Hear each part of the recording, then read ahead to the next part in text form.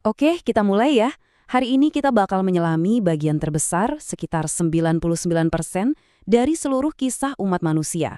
Sebuah era yang wow, luas banget dan super misterius tanpa ada satupun kata tertulis. Kita mengenalnya sebagai prasejarah. Coba deh, kita bayangin skala waktunya dulu. Ini bukan ribuan tahun loh, tapi jutaan tahun. Semua sejarah yang kita pelajari di sekolah, kayak Romawi, Mesir kuno, itu semua cuma sekejap mata aja kalau dibandingin sama bentangan waktu yang luar biasa panjang ini. Dan disinilah letak misteri terbesarnya. Selama jutaan tahun itu, gak ada buku harian, gak ada prasasti, gak ada sama sekali catatan sejarah. Jadi, semua yang kita tahu tentang mereka bukan berasal dari kata-kata yang mereka tinggalkan. Terus gimana caranya kita bisa tahu? Nah, jawabannya itu ada di dalam tanah, tersembunyi selama ribuan tahun. Lewat arkeologi, kita mempelajari sisa-sisa peninggalan mereka. Ada perkakas dari batu, tulang belulang, sampai lukisan di gua. Setiap artefak itu ibarat satu kata dalam sebuah cerita yang hilang. Oke, pemberhentian pertama kita, zaman batu. Ini periode terpanjang dalam sejarah manusia. Namanya kedengaran simpel, dan emang gitu, karena teknologi paling canggih waktu itu, bahan utama buat semua alat bertahan hidup, ya batu. Nah, slide ini bisa dibilang merangkum keseluruhan cerita prasejarah.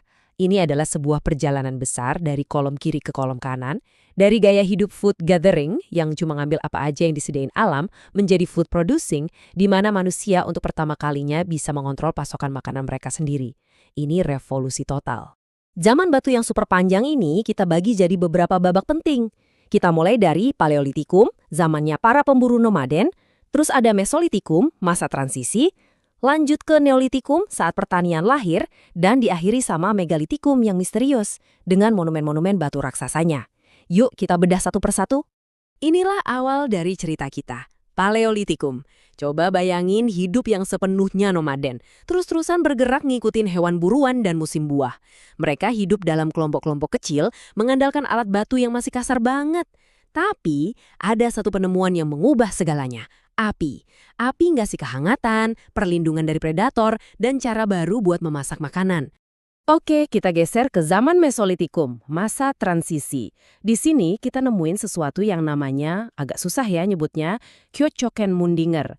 Ini tuh pada dasarnya tumpukan sampah dapur purba, isinya kebanyakan kulit kerang. Ini jadi bukti penting kalau manusia udah nggak sepenuhnya nomaden lagi. Mereka mulai tinggal di satu tempat lebih lama, terutama di dekat sumber makanan yang melimpah kayak pantai. Sekarang kita sampai di titik balik yang paling mengubah peradaban manusia.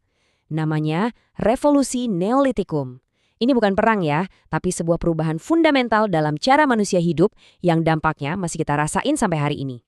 Nah, ini dia inti dari revolusi itu. Untuk pertama kalinya dalam sejarah, manusia nggak lagi cuma mengambil makanan dari alam, tapi mereka menciptakannya. Mereka mulai bercocok tanam dan beternak. Ini lompatan besar dari yang tadinya cuma penghuni planet, jadi pengelola lahan. Dan prosesnya tuh jenius banget, semuanya berawal dari pengamatan. Mereka sadar kalau biji sisa makanan bisa tumbuh jadi tanaman baru. Terus mereka mulai nebang pohon buat bikin lahan, sengaja nanam benih, dan karena harus ngerawat tanaman itu, mereka akhirnya membangun pemukiman permanen. Inilah cikal bakal desa dan kota pertama. Dengan hidup yang udah menetap, muncul sesuatu yang baru, waktu luang. Waktu buat berpikir, merenung, dan bertanya-tanya soal dunia. Nah, dari sinilah lahir sistem kepercayaan yang lebih kompleks. Mereka mulai percaya adanya kehidupan setelah kematian, yang melahirkan animisme dan dinamisme. Dan untuk ritual-ritual ini, mereka membangun monumen batu raksasa yang menandai era megalitikum. Terus, apa bedanya animisme sama dinamisme? Gampangnya gini, animisme itu fokusnya ke pemujaan roh, terutama roh nenek moyang. Makanya upacara pemakaman jadi penting banget. Kalau dinamisme, itu kepercayaan bahwa benda-benda tertentu, kayak batu besar, pohon tua, atau senjata, punya kekuatan atau energi gaib yang harus dihormati. Zaman batu nggak berlangsung selamanya dong. Sebuah penemuan baru yang berkilauan mengubah dunia lagi, logam. Selamat datang di zaman logam, di mana manusia belajar untuk menempa masa depan mereka dari isi perut bumi. Zaman ini juga dikenal sebagai zaman perundagian. Kata ini asalnya dari undagi, yang artinya seorang ahli atau perajin. Ini penting karena menunjukkan udah ada spesialisasi pekerjaan. Nggak semua orang lagi jadi petani atau pemburu. Sekarang ada para ahli pengrajin logam, sebuah profesi yang sangat dihargai. Zaman logam ini giga berevolusi loh. Awalnya mereka nemuin tembaga, logam yang gampang dibentuk tapi terlalu lembek. Terus muncul inovasi jenius, nyampurin tembaga sama timah buat bikin perunggu yang jauh lebih keras dan kuat. Puncaknya adalah pas mereka berhasil menaklukkan besi, logam yang butuh panas luar biasa buat dilebur, tapi hasilnya adalah alat dan senjata terkuat yang pernah ada. Nenek moyang kita ini pinter banget ngolah logamnya.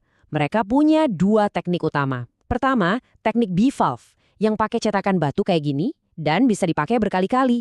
Efisien banget buat bikin kapak. Kedua, teknik acir perdu atau cetakan lilin. Mereka bikin model dari lilin, dibungkus tanah liat, terus lilinnya dilelehin. Ini cetakan sekali pakai, tapi hasilnya bisa detail banget. Dan hasilnya, teknologi yang mengubah segalanya. Zaman perunggu ngasih kita benda-benda indah buat status dan ritual. Kayak Nekara, genderang perunggu raksasa ini, sama perhiasan yang rumit. Tapi zaman besi, wah ini membawa revolusi praktis. Alat tani yang jauh lebih kuat buat buka lahan, dan senjata yang lebih tajam yang mengubah cara berperang. Setiap zaman pasti ada akhirnya. Terus, gimana caranya era prasejarah yang membentang jutaan tahun ini akhirnya berakhir? Jawabannya bukan dengan ledakan besar, tapi dengan sebuah goresan sederhana. Nah, ini poin yang penting banget buat kita pahami. Nggak ada satu tanggal pasti di kalender yang nandain akhir prasejarah buat seluruh dunia. Prasejarah itu berakhir di waktu yang beda-beda, di tempat yang beda-beda. Batasnya cuma satu, penemuan tulisan. Coba deh lihat tabel ini. Di Mesopotamia, prasejarah udah berakhir lebih dari 3.000 tahun sebelum Masehi pas tulisan paku ditemukan. Di Indonesia, masa ini baru berakhir sekitar tahun 400 Masehi dengan munculnya prasasti batu pertama. Bahkan di beberapa tempat kayak Papua, prasejarah baru benar-benar selesai di awal abad ke-20. Perbedaannya drastis banget kan? Jadi, pas kita menutup perjalanan ini, coba ingat lagi angka tadi, 99%. Hampir semua fondasi yang menjadikan kita manusia, alat, api, seni, pertanian, bahkan keyakinan. Semuanya lahir dan berkembang di masa yang sunyi ini. Sebuah kisah yang terjadi jauh sebelum ada satu kata pun yang sempat dituliskan. Dan ini ada pertanyaan buat kita renungkan bareng. Coba bayangin ribuan tahun dari sekarang. Kalau semua tulisan kita lenyap dan yang tersisa cuma artefak kita, ponsel, mobil, gedung-gedung pencakar langit, kira-kira cerita apa ya yang bakal mereka sampaikan tentang peradaban kita? Coba deh pikirkan.